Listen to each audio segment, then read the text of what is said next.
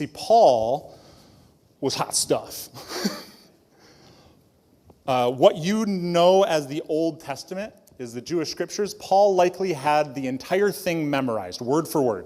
He could cite any part of it at any point, anytime he wanted to. He was a Pharisee among Pharisees. He followed every single law. A Pharisee was like a religious leader. They were like a religious special interest group within the Jewish temple.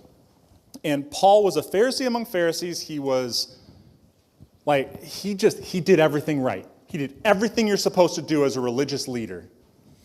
His status, his knowledge, his religious performance, he's reflecting on all of it. And what he says about it is this, verse 7, "But whatever were gains to me, I now consider loss for the sake of Christ." I consider loss for the sake of Christ. What's more, I consider everything a loss because of the surpassing worth of knowing Christ Jesus my Lord, for whose sake I have lost all things. I consider them garbage that I may gain Christ.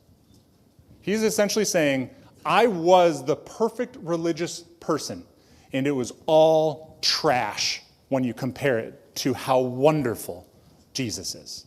All this religious observance, all this following the law, all this doing it right and following the rules, is garbage in comparison to how incredible it is and how worthwhile it is to know Jesus.